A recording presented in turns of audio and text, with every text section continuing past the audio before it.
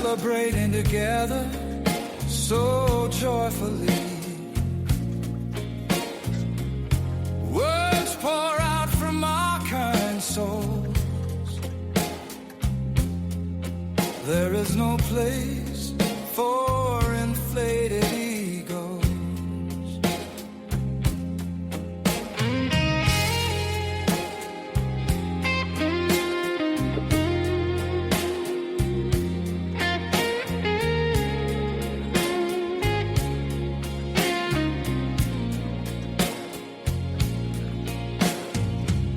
This place is home to you and me. Surroundings familiar, a community. Let's write the words from our minds. All those adventures will be sublime. This group belongs to the member poets, caring and sharing those precious moments.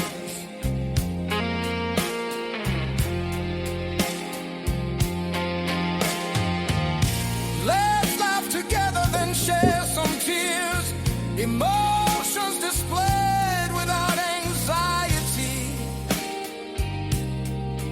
or fear.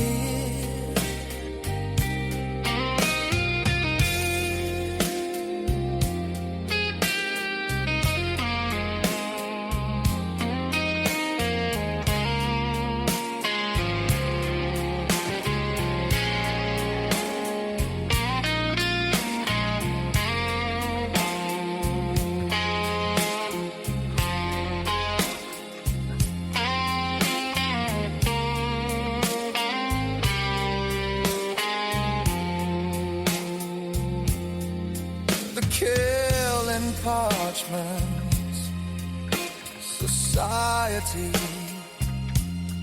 elevating poets, honoring art, enriching souls, celebrating community.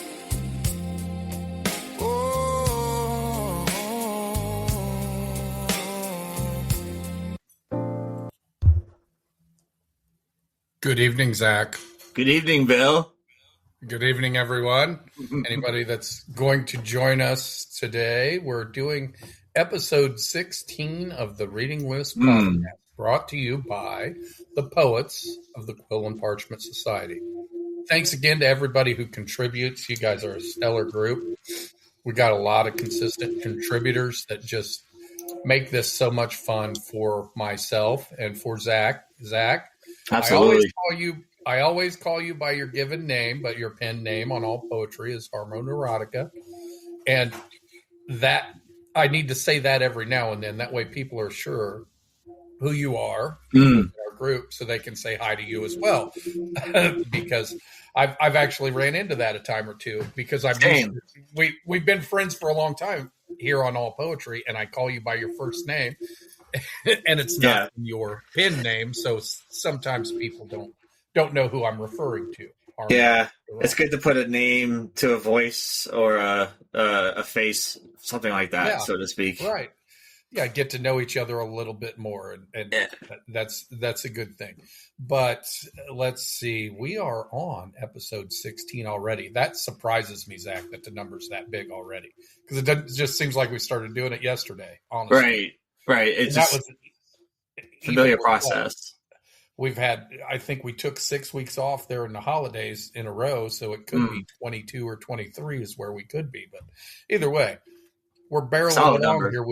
We have a really good rhythm, don't we, Zach? Certainly. We like to do the shows and the format and all that stuff. So I want to put this out there to everybody. There's some things going on in my personal life that may hinder me from being as active as I've been in a while. My wife's scheduled for surgery that starts tomorrow. We're going to deal with that.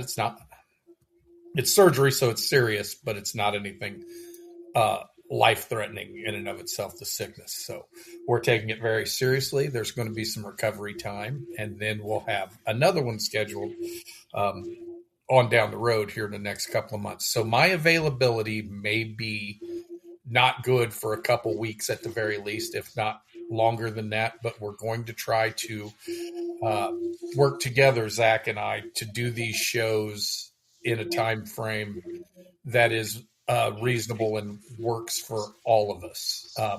You can always catch them again in the playback. And what we're finding is we're getting a lot more people go back and listen to the shows instead of joining us live. And that's okay. But we like live callers. We like live readers. So if any of you are interested in doing that out there, I always make sure and reiterate this, do it, because it's a good time. Always. Zach, it's a great time, isn't it?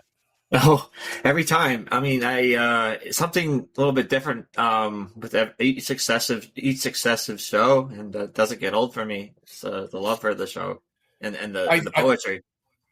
I think together we stumbled across a formula here that works really well as far as making the shows very dynamic. Mm. Each show is different from the next, even though we use the exact same format. Each show is so different, and that only goes back to my first point. It's the poets that contribute to it that make the difference.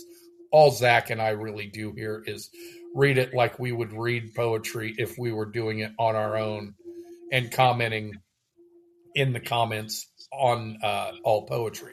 But we're just doing that live and, with our voices and words so you guys can hear exactly what happens as we read your poetry. And it always surprises me how much fun it is. It shouldn't surprise me at this point, but it does continuously. Yeah, it really does. So we are ready for show 16 of the Reading List podcast. And Zach, I think the way I have it put in there, you're reading first. You got the odds. All right. Ready to start. Okay. All right. First up, we have Wednesday in October's piece, and that's called "We Talked Over Apples and Coffee." Rebounding differences with small talk over apples, wanting to split you in two for your condemnation of organic produce. I settled instead for coffee and your approval.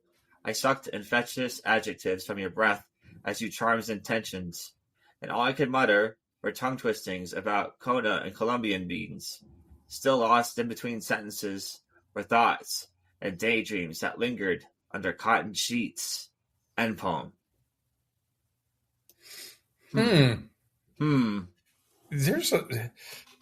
This one's it's kind of sweet, like a daydream, I think, is what it comes off as, like a moment where you're remembering something, but in like a daydreamy kind of way. But it's funny how it starts out, rebounding differences with small talk over apples, wanting to split you in two for your condemnation of organic produce. So she's saying she's feeling judged as she's sitting there for having apples instead of for suggesting apples, the organic apples and stuff like that. It's such a little thing to open up with that is interesting to me because it sets a tone of not of silent conflict, I think. Like there's that conflict within, and rather than have that debate over organic apples, like what's the big deal over organic apples? She said, no, I'm not going to have the apples. I'll have coffee instead because he won't say anything about it. Won't say anything condescending or anything like that. And then there's the choice between what coffee to have, and the conversation that follows is about coffee, and it seems so trite, inconsequential, meaningless, but she's kind of stewing underneath because there is this love, and it under cotton sheets is mentioning that this is some sort of love relationship physical relationship, but it's not quite satisfying, I don't think, on the emotional side, is what I get out of this. But it's very sweetly said, I believe. What are your thoughts on it, Zach? Yeah, I thought this was an interesting piece. It seems almost innocent as a daydream, but not quite, because they're like it's bedroom talk. They're like under the sheets and they're like close together, but there's a disagreement going on. It's not quite, it's loving, but not not affectionate. It's not affectionate because there's a disagreement going on. So there's a condemnation for the produce. It's like, like organic produce. What's up with that? Or something. And then like the response is like, it's like they're arguing over produce and coffee beans. It seems almost like it's trivial almost. But I don't mean like the poem is trivial. I mean the conversation is, in that regard. Almost as if it's just uncomfortable in that way. Like it could be, it's like it's superficial in a sense. But it lingers too. Just I wonder what that means in terms of the relationship. I wonder if that's where it's going at this point. I don't know if it's stagnant or what, but it just I don't know. It just seems like it's not affectionate at the moment, like I was saying earlier. But it's interesting as far as a dynamic goes. It's funny you mentioned that, Zach. Is it stagnant or not? Because that's a real question from this. Because it could be what they've just gotten used to. It could be their language. It could be their language that they use. They know each other so well. She's not going to invite the conversation over the apples. Instead, she's going to have coffee. That way they have pleasant conversation instead of that, where she says, right, I like my apples organic, buddy. You know this. But anyway, there's so much going on there, and it's very compact but full of lots of stuff. Let's see, Zach, we ready to move on? What do we got next? Oh, sure. That's Shyamalan's piece. That's up here. That's for you. Between the Bloom and the Brink by Shyamalan. I was a hush in a hem of green, smallness stitched to soil. Careful custodian of quiet. My voice, a vellum vein beneath the petal. Present, but pressed. I spoke in sap, in syllables of beads and shadow. I did not ask for light. Light was loud. I wanted only to be felt, like fern fragrance, folding into evening, like pollen passing palm to palm, without spectacle. I was a wallflower in a world of wind. Root ruled, boundary bound. I lean an inch. The earth shifts. I slip, unheld. I inked myself between people and places, into the unclaimed interstice. I press my palms into the wall, lean back further, toes skimming loose earth, waiting for fingers to grace, not seize. And there you were, crossing the careful circumference of my cultivated quiet. You saw the soil-stained softness. You heard the hush-harbored hymn. You stepped across the seam. I stitched so tightly around myself. Without trampling, you tended. You lifted the lilies of my language, flaunted the fragile florals I feared were foolish. You gathered my green grown grief and called it garden. Where I saw scarcity, you saw season. Where I was still, you found stir. You held my blooms as if they were not apologies, but offerings. Now your space spills into mine like moonlight over moss. The candle, a quiet holder of light, steady, low, burns between us. Not to blind, but to bind. My flowers, once folded inward, open in your waiting hands. What once was mine is not diminished by being shared. Still, I want to wander wider, to walk past the rim of my fear, past the floating edge where I thought the world would thin. I want to gather my own colors from the furthest field, find my own bouquet, bold, breathing, boundless, and cherish the craft of my courage. Not because you carry them, but because I can.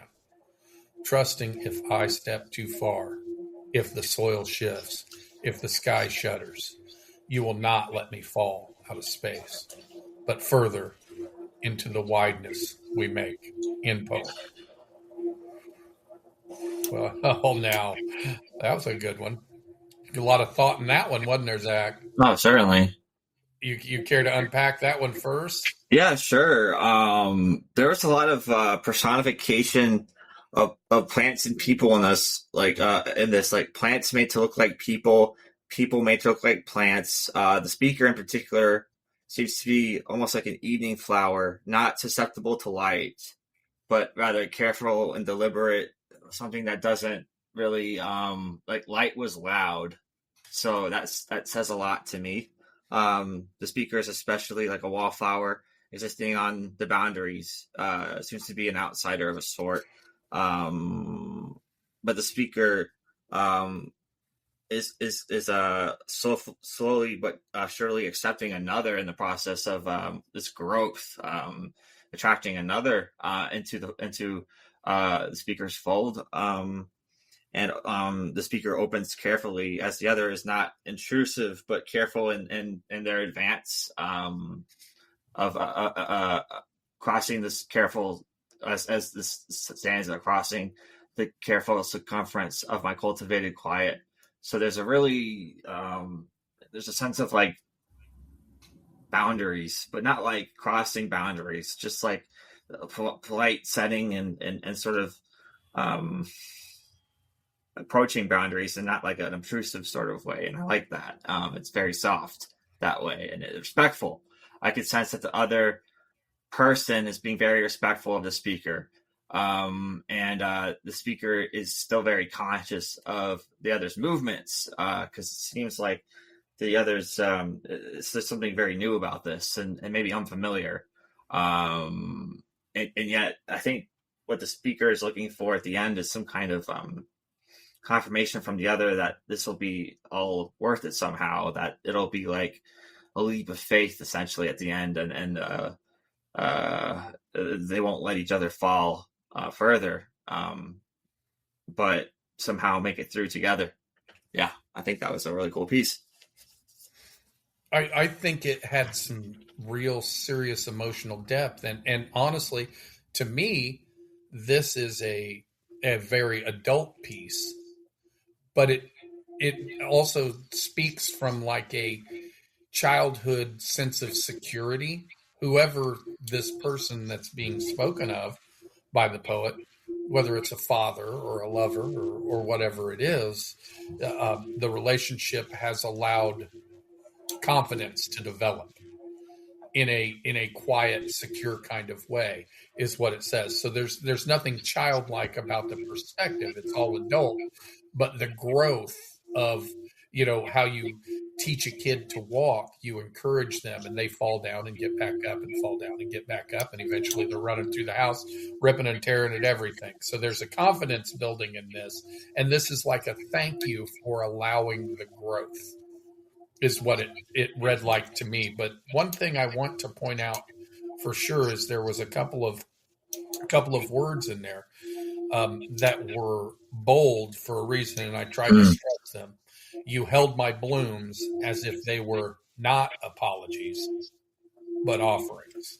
That is so delicate in the difference, and using that harsh not in there made perfect sense to me when I was reading it. I was like, oh, she's stressing this because it's happened before where her blooms were treated more like apologies rather than offerings. And that's neat. And I think that speaks to like imagination and ideas and things like that. It didn't come off as a sexual thing to me at all. It was more about the confidence inside. And then down here it said, not because you carry them, but because I can. talking about her blooms again. She can carry herself, and she has that confidence. So there's a development in this piece. And also, I don't know how much the alliteration fell on your ear as I was reading it and you were listening to me read it, John or Zach, but the alliteration was magnificently subtle in this, and it was all over the place. But what she did there, and I want to make note of this because it was so well done, her alliteration switched syllables. Like she had alliteration with S and then V's and all that. So it didn't beat you to death like it was silly. Because too much alliteration in a row with the same letter can come off as silly, and that can be used intentionally.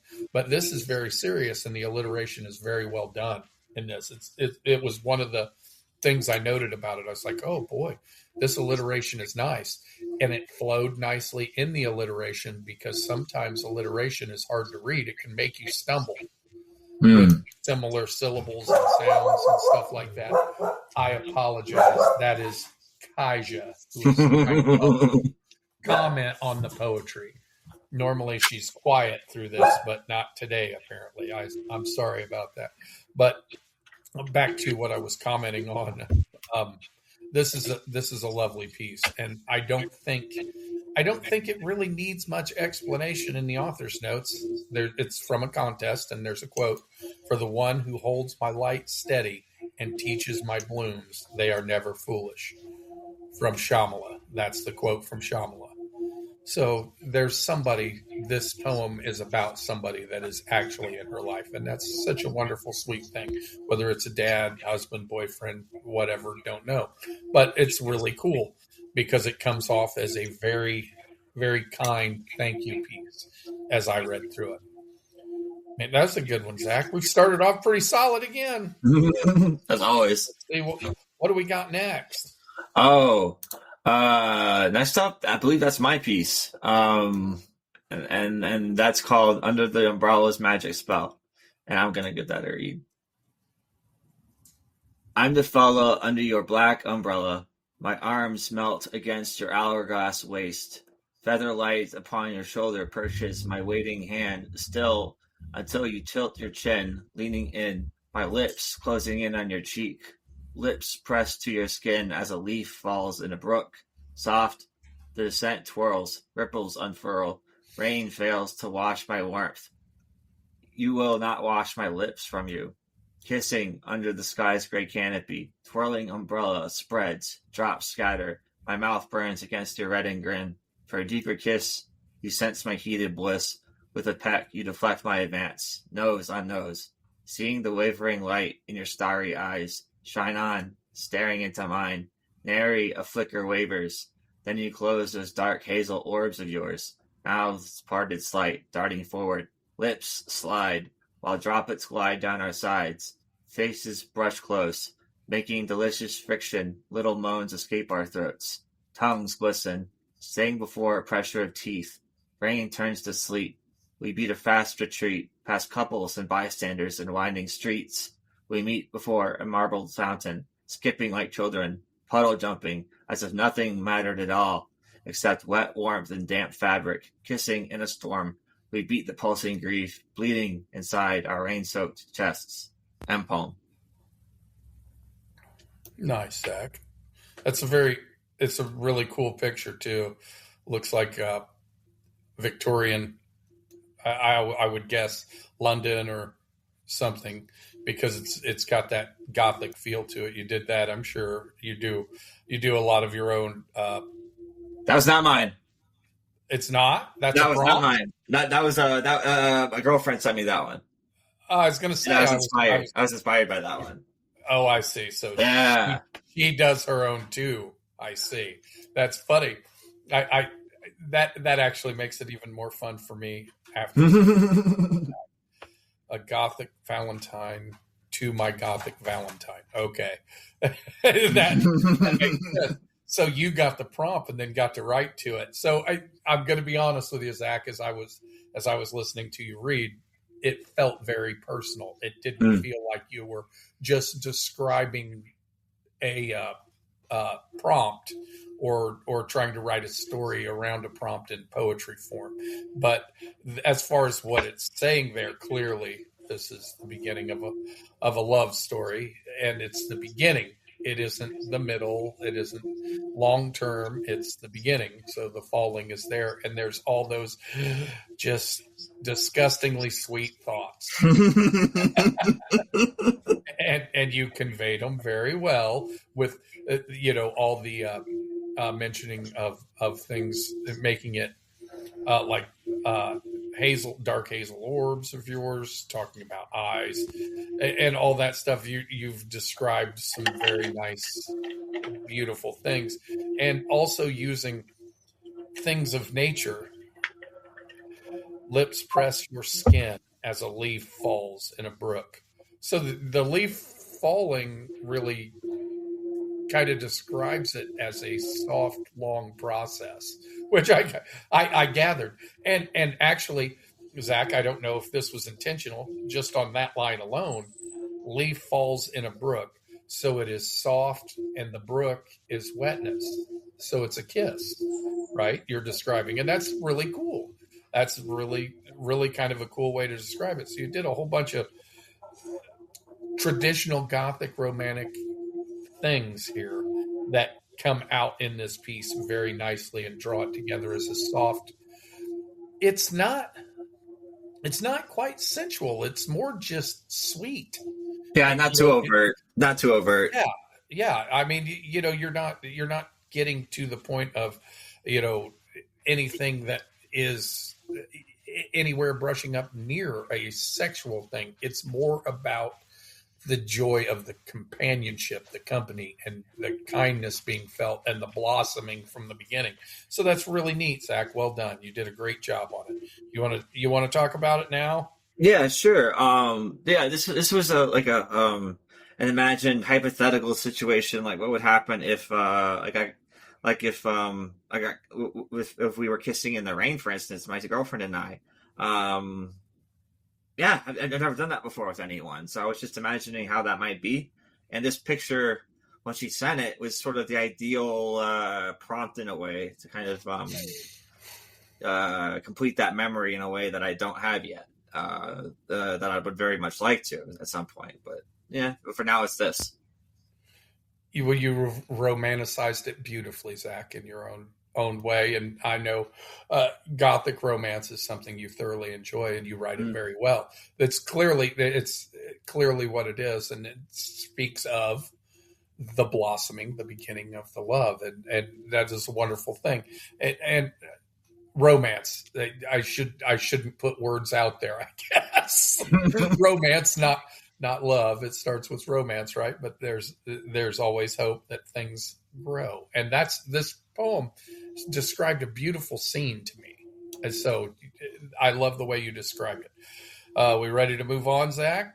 Yes. Oh, next up we have a Scarlet Knight's piece, and that's your read. Okay.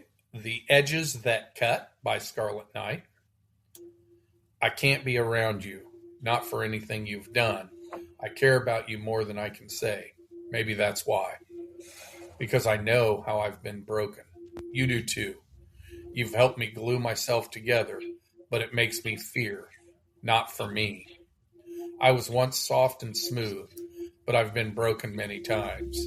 And where the cracks have formed and pieces remain missing, my edges are sharp enough to cut. Even as you hug me back together, I can feel the jagged edges digging. I can feel them breaking. I'm far too familiar with the feeling, the jagged edges tearing through your skin, through your spirit, through the hope so easy to destroy. I couldn't bear to inflict it on you, even though you say it's okay, that it doesn't hurt. I can feel them dig in. I can feel them dig in. The edges that cut. I can't be around you because I'm too broken to be safe. I promise I love you. I'm sorry, but it's too late. End poem. Oh, boy. Interesting. Hey, I'd like to say hi. say hi to Jeffrey White, who's made a comment. Thank you, Jeffrey, for joining us. Hope you enjoy the experience. Scarlett, I see you there too, just in time. I just read yours. Okay, Zach, now that we've said hi to everybody that's on the board, what do you think of this one? Yeah, sure. This was a dark piece. This was dark and sad. I mean, this was like the piece started off with like a blunt sort of paradox. Like I can't be around you, not after everything you've done. But look, I mean, it's because I care about you more than I could say. Because you put me back together in a way, like gluing back to the pieces together, and where the cracks have formed, basically, and excuse me. There's a self-loathing that the speaker has, in the form of spikes, I think, and it's very devastating to kind of hear this kind of lacerating the self and lacerating the other, who this is trying to help the speaker, who seems to have good intentions. It's just there's this familiarity of this sense of them trying to help each other, and yet there's a disconnect that's sort of closing in, and there's a hurting here, despite the despite the connection, and the sense that the words that everything is going to be okay, but the feeling is that it's not, because it's digging in, and it hurts. It really does. There's a sense of doom about it, really, a doom sort of feeling that's not going to really end well. And I don't know, it's just kind of bleak that way. It's gut wrenching. Yeah, it is. It was bleak and gut wrenching and dark and all those things, but it was also loving. Yes, it was. There's not really much mention, of self-love, obviously. From the writer's standpoint, there's some issues there with some unresolved past. And those things are causing one to feel the relationship maybe a bit more one-sided emotionally on the dark side, and it's draining. There's a worry of it being draining to the partner and all that, and not even a worry. She's saying in her poem, she sees it doing damage, and she believes that eventually her own darkness, unresolved issues, inner demons are going to cause a problem, even though there is just a lot of love between the two. And it's odd how relationships work in that way, because there's an ebb and a flow and a give and a take and all that. Mm-hmm. And when one person in the relationship is down, the other person picks them up. It's just kind of how it goes when you love someone and all that.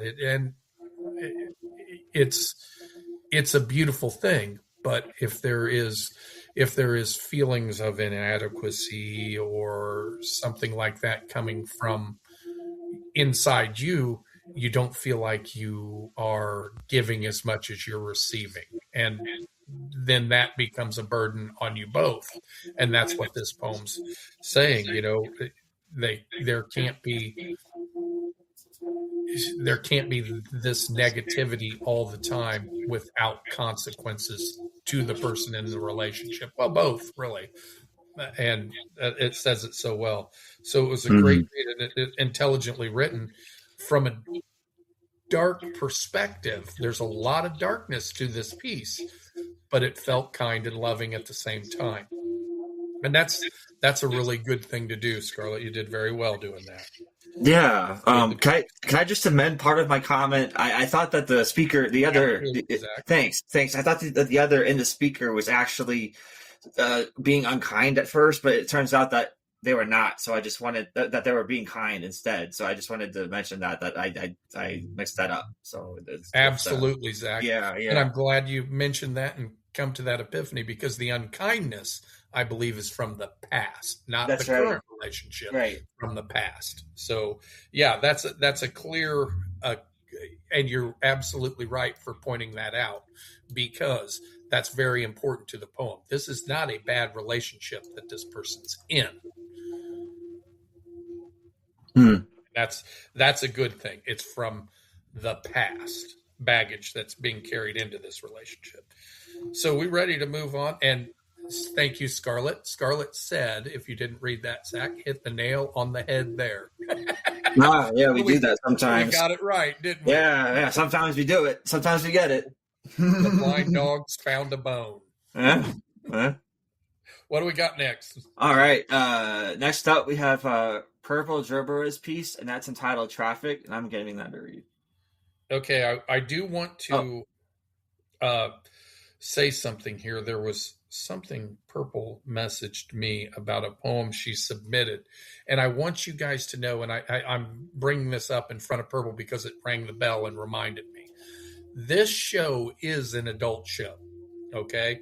I have labeled this explicit, so curse words and profanity are not something that I'm afraid of individually. I don't think it withdraws anything. I don't think it damages anything when used appropriately because, after all, what are we? We're wordsmiths. We don't hate words. We hate what words mean in context. That's a big thing to me. So you can say anything you want in your poetry, and you can put it in as long as it is not hateful. And you know what hate is when you read it. Okay? So anything goes here on this show. You agree with me, don't you, Zach? Like I do write terribly profane things sometimes in childish. I know you've read stuff of mine, Zach, and you're like, oh, what is he, a 15-year-old boy again, playing slap nuts with his buddies and acting cool? Because I enjoy that stuff just as much as I enjoy heady, deep rights. Oh, yeah. And we can share it all here. So don't ever be afraid of what you submit and all that, as long as it's not hateful to someone in any way. We'll absolutely read it and we'll enjoy it. So go ahead with this one, Zach. And I'm not sure if this was the poem, but Purple actually messaged me and asked if it was okay. All right. Oh, okay. Yeah, I guess as a disclaimer, that was probably necessary. So here we go. Traffic. All right. I stopped by your house yesterday because there was heavy traffic. I thought I was caught up in the New York rush, and I'll be honest, it wasn't very nostalgic, but I did have many questions that would trouble and torment. Like, where are you these days? Do you still live in that apartment? Did you move to some other city? Will I risk seeing you here? Will I even recognize you now after all these years? I didn't know if it was the traffic or how immensely I was bored, but I had a wild thought. Like, what if I knocked on your door? It would be so awkward if it's answered by someone new, or if it's the wrong floor, but it's way worse if it's still you. And I was offended at myself. Why did I still care? But the more I tried to push it away, the more I stared at your balcony facing the street on the first or second floor. I'm sorry, I cannot recall which floor was yours. Just then the traffic cleared. Engines revved and raced. Thank God, no more lurking. I was so ready to drive this place when I saw someone on the first balcony, a familiar silhouette. And then, and at all my questions, I drove and looked away. Oh, sorry. And that answered all my questions. I drove and looked away. That last thing I wanted was to see you again on a New Year's Day. End poem. That's funny. There's some unresolved stuff in there. So I'm going to read this comment from Jeffrey White. I appreciate this. Let's get into getting into being human. I love that he used into twice in that comment, because we should be into what is humanity, being our human. And this poem, I think his comment fits with this poem because this is absolutely exposing humanity. This is a natural feeling that comes from a relationship that had ended, but there were still some unresolved feelings. The speaker has not totally moved on. That's why there's those feelings, mixed feelings of, like an ambulance chaser. You don't want to see that person again, but you're there looking for them. and then thinking about knocking on the door and who will answer. Will somebody else answer? Is somebody else in the apartment? Is he with somebody else? Has he moved on and I haven't? And then all the thoughts of insecurity that wrap up in it. It seems so harmless, but there is a lasting moment of real turmoil in the speaker's mind on this, because the speaker is not quite past it. And it sounds like there's some contact still, but not contact on a plane where it was. So I appreciate what this was saying there with that conflict, internal turmoil as to, I kind of want to know, but I don't want to know. It's like, they say 9 times out of 10, if there's an accident on the highway, people drive by and they cause another accident looking at the accident that happened on the highway. It can happen. So things escalate. And that's kind of what this is to me, afraid to make that move and find out, because things could escalate positively or negatively. So it speaks of human nature, and the ability to move on has to happen over time. The wound closes, scar forms, you move forward eventually, however you can, one day at a time. What are your thoughts, Zach? Oh wow! I mean, this is really kind of a agonizing form of deliberation, almost. Like, so much going on here. The speaker is just questioning all these things about the past relationship, kind of insecure about it.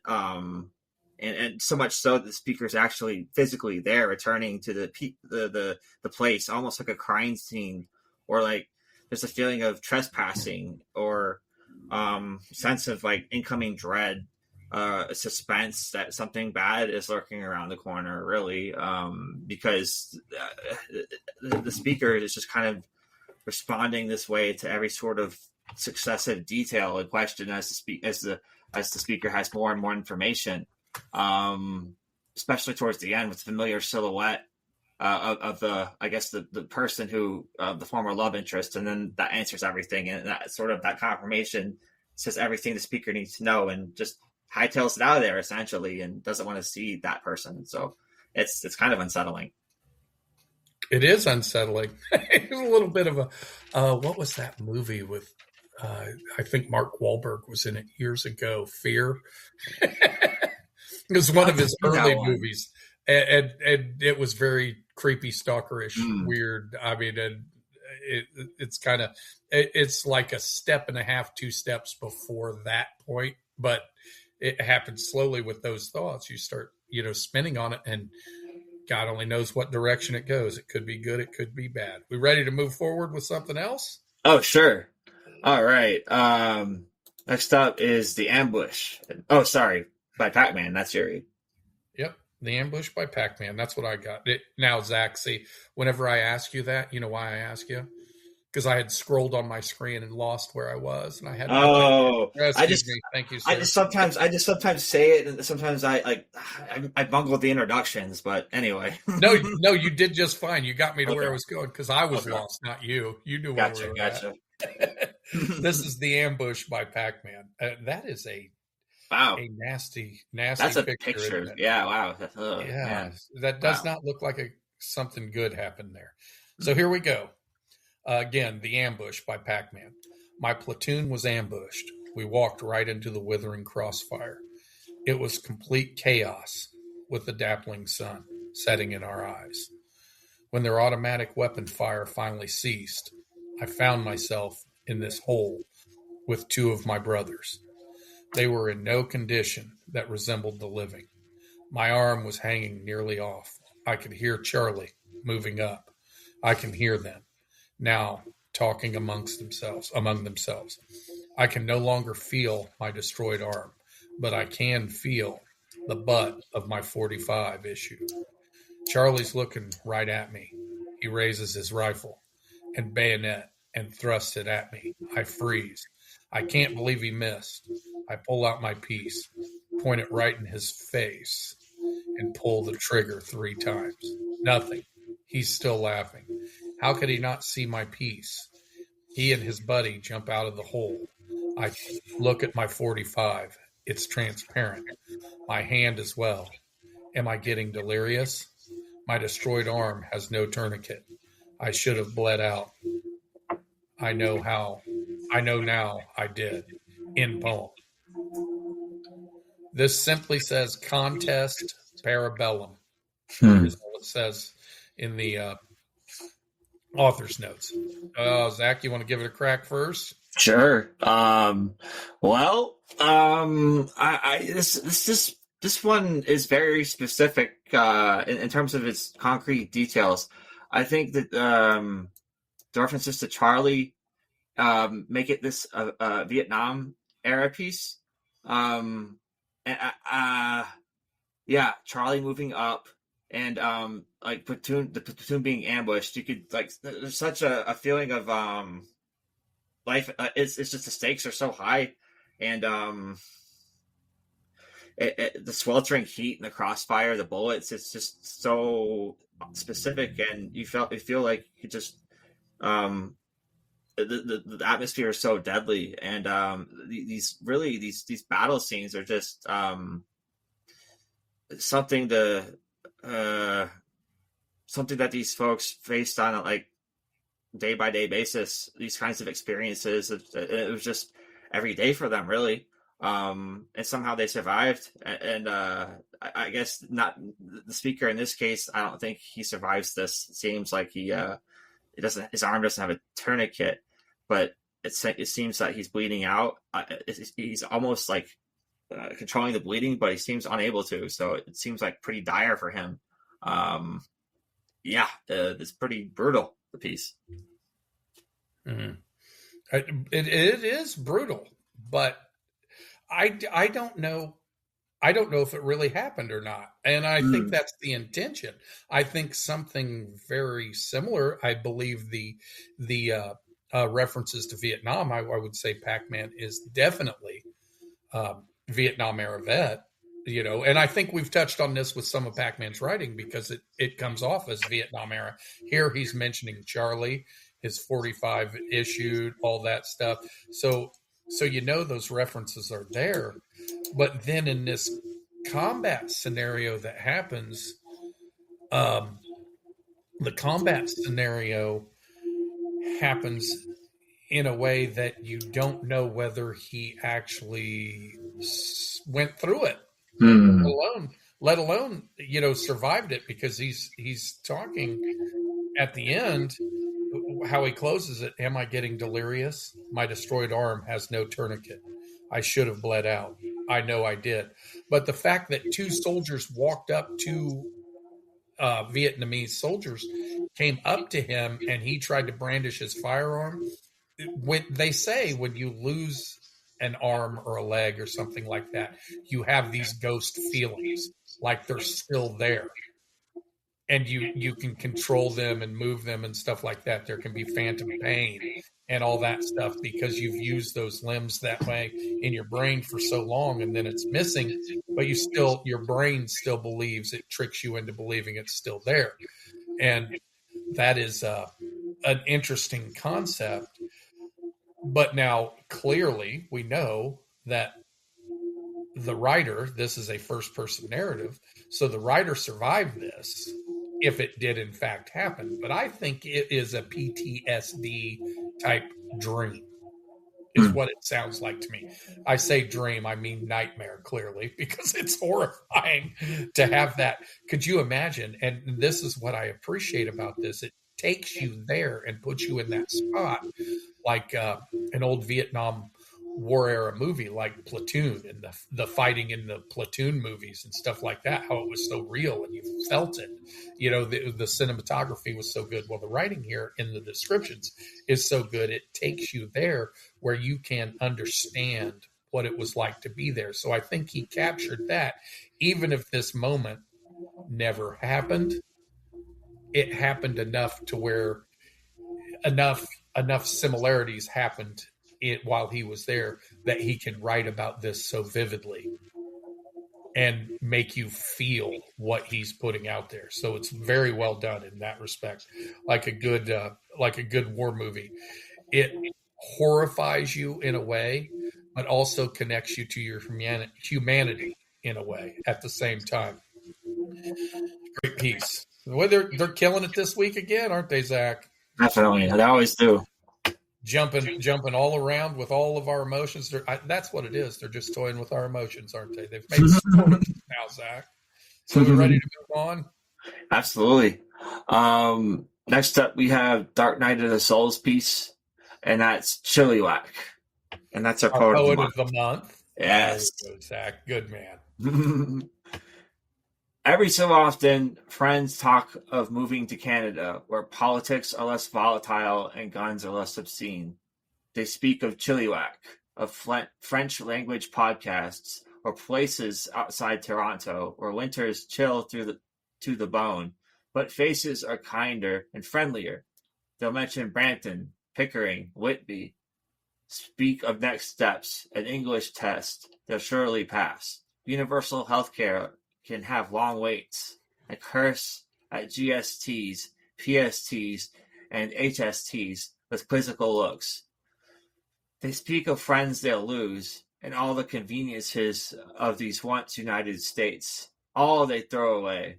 Every so often, friends talk of moving to Canada because they don't know what a madman might do or say because it changes day to day. When they talk of packing bags for Chilliwack more often than I care to admit, I want to ask to have room for one more. End poem. The sneaky little political piece there by Dark Knight, huh? I only imagine that the references to and I have to look it up where it's at. They'd say he references one man. So my guess is that's what made me think it was political. And they'd throw away every so often. Friends talk moving to Canada because what a madman might do or say. Because they don't know what a madman might do or say. Because it changes day to day. I believe that speaks of our political environment in the United States currently. And I will not go one way or the other except for to say that's what I understood out of this. And I think Dark Knight is questioning what direction we're headed, because it's funny how you go from generation to generation to generation. Do you know what generation they called the greatest generation? The greatest generation was those who fought in World War II. Yep, who did the most. Now, if you was to speak to those folks of that greatest generation, to the next generation, which would be stepping into the 60s, when they've had kids and their kids have gotten old enough to do that, there's a distance between those two generations. And then you take that generation, which would be my parents' generation, and I think yours too, Zach. Your parents' generation would be the 60s. Right. And then later on, there's a degradation from our generation, from their generation to ours, where, we go from baby boomers to Gen X and then on and on and on. So it seems like there's a degradation, but there's actually advancements too. But are they good or bad? Are they enough to make up for the steps backwards we're taking? Because it does seem like we live in a less kind, more selfish and uncaring world than what our grandparents lived in, for sure. When you could go up to somebody's house if you've ran out of gas or your car's broken down, and you could knock on the door and they would be like, yeah, no problem, man. I'll give you, you can use my phone or whatever. Now, if you do that, if that happens, people come to the door with guns, if they even come to the door at all, because they don't trust our society in the direction it's headed in our political environments. Part of that, but only a small part of that. The larger part of it is how people interact with each other and how self-centered society has become in a way that you can't really reverse because the pace of life is just picking up and up and up. And all it's going to take is one or two really bad decisions by somebody in a leadership position, and you never know what the world's going to look like tomorrow. You know, that's an ominous threat from within, and I appreciate what that says. I wondered about this by the title, Chilliwack. I had no idea if it was about soup or what. So this is an actual place in Canada that is probably someplace that is idealized as a place to live. Maybe a place that's been visited before or he's heard of and knows somebody that does live there. And it's wonderful Shangri-La. Healthcare being universal in Canada, crime rates are lower and things like that. But it is colder. It is colder, guys. We got them there. So, what are your thoughts on it, Zach? Yeah, I thought this was a interesting piece, a political piece, definitely, because our country is subjectively a little bit more authoritarian than it used to be nowadays, and that's just, I don't know, it just seems going to, like, I guess the poet, the speaker is referencing this overall bombastic negativity of just. There's an overall sense of like going downhill. It's beginning to like a Jenga tower that is precariously perched. You're just waiting for that one piece to be removed before the whole thing comes toppling down. And there's pros and cons to moving to Canada, I think, as the poet describes. And there's things to get used to, and it just seems objectively friendlier. Yeah, because people just don't know. There's just a veil of uncertainty in America these days, and I'm not going to refer to overtly what's causing that because I think the political situation is so dire. I don't want to refer to it either way, but it's just upsetting, and everybody knows it. So it's certainly not what it used to be, and it's just even more precarious and just unruly, unfortunately. But yeah. Wow. Yeah, well said, Zach. I the politics of it, it's just what it is. You know, we all, when we get to be 18, if we're not felons, we can vote. So we can change our history. All we have to do is vote. Great piece to Dark Knight. And again, Dark Knight you're going to be hearing a lot of him over the next month because he is our Poet of the Month. And we want to celebrate and honor him as Poet of the Month. Let's see, Zach, what do we got now? Next up, we have Jag 325's piece, and that's Abandoned. That's your... I feel alone in this one. Thank you, Zach. That was low-hanging fruit, but I had. I'm all for it, man. Abandoned by Jeg 325. I like that picture too. Beautiful train coming into the station. It looks like an image etched in time, a canvas painted from the past. Our old train station, mired in winter's cold blast. Clock frozen at 2:37. Icicles dangling above, symbolic of what ended. The last gasp of true love. Her train chugged past, with its smokestack belching behind it. Tracks empty, only silence left to ring. End poem. Can I read the author's notes? Oh, yeah, go for it. Years later, the image still remains of the day his lady abandoned him.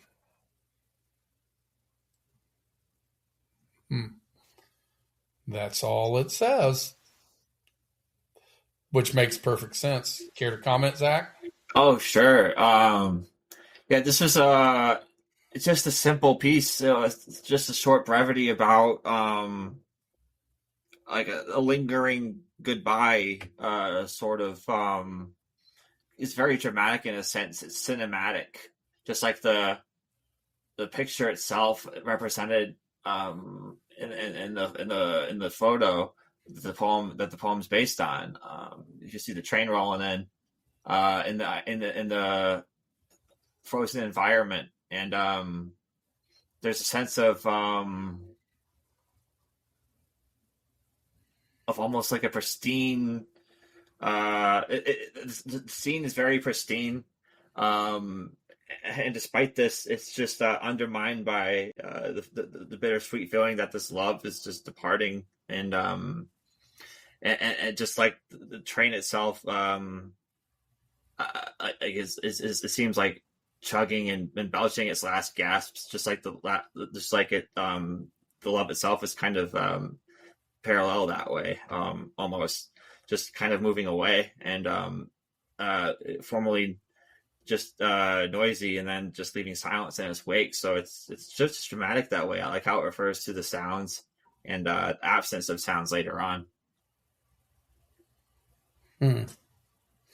It's funny how that progressed there. Again, I think I say this almost every time we read something from Jack. He writes in a very similar format, and it's very small stanzas, very, very compact thoughts, but so powerful. He's really one of the better poets at consistently doing it in small spaces and making it so impactful. And this is no different from him. There's a melancholy to it, but a nostalgia as well that kind of made me smile in a weird way. Like, this is meant to be sad. Am I wrong? But bittersweet. Yes, it is. Bittersweet is correct, Zach. It is, because there's that look back in a nostalgic way. In order to be that sad about something, you had to be equally as happy about it when it was in existence. You're sad about the ending. It's a grief piece, really. And grief pieces kind of mirror in darkness the light that was when the relationship was active. Be it somebody passing away or a breakup or whatever. The longer lasting it is, and the more loving it is, the more impactful the darkness is to you. Because it's funny, and I had this discussion the other day with my buddy at work, how if you write in light, only light, all the time, it comes off eventually as insincere or silly. If every piece you write is a happy piece, because there's only so many forms that are really forms for happy piece. You take limericks and stuff like that, and real hard rhymes can be silly and fun and all that, and they can just glow with a beautiful light. But emotionally, they're not as impactful as dark pieces. Dark pieces grab people and take them to an emotional place, where light pieces, they giggle and move on. Isn't that odd how much it sticks that way? But if you have a piece like this that is written from like a dark perspective, but it is nostalgic at the same time, it then becomes bittersweet, because you use that dark emotion to highlight what it was loving before the end, before that 2:37 at the train station. And I love that the train is coming into the station in the picture is what he's talking about. But then he's referencing what's going to happen when the train's gone. When the train's gone, there will be nothing but emptiness on the tracks and silence and all that. So it's very impactful that way, and it takes that darkness and puts it out there. And I appreciate what it did in that respect. And I don't know what time it is. The time change has really thrown me off quite a bit. But is it time for this?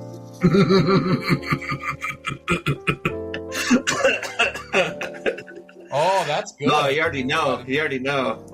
I got you that time. I swear I didn't plan that either. I was like, oh, this is perfect for an ending. I can get Zach really good on this one. Oh, I could hear it. I could hear you cooking away with that one, man. Oh, I'm giving it away. I got to get more subtle. So you do it. And still, I caught you getting a drink or something because I heard you joke just a little. Yeah, your technique is still working. We have fun. What a great group of poets, and awesome contributions every week. that we just enjoy. And I just want to put out there again, guys, I'm not sure what my schedule is going to look like. We'll get shows in. And again, our poet of the month is Dark Night of the Soul from this month. Guys, hey, congratulations. Thanks, Dark Knight. Let him know. You can Congrats. find the poem he submitted on our group homepage there at the top with the poet of the month plaque and all that. Zach, you got anything else you want to talk about? Oh, just thanks for being my host, buddy, as usual. And We had fun. yeah, always. Thank you, Zach. Thank you. Couldn't do it the same way without you. I don't know who I could trick with the exit music. But I do appreciate the fact that you join me here every week when we do this. And Me too. Jeffrey White, first time I've seen you on the board. Hopefully we see you back here. We do Likewise. this on Sunday nights at 7 p.m. Here to join us and listen in to our shenanigans. You're more than welcome. Always glad to have somebody else. Thank you, Scarlett, for joining us on the board as well. And Zach, if that's it, isn't it? Sounds good, Bill. I'll see you next week. Next week. Talk to you All right, later. buddy.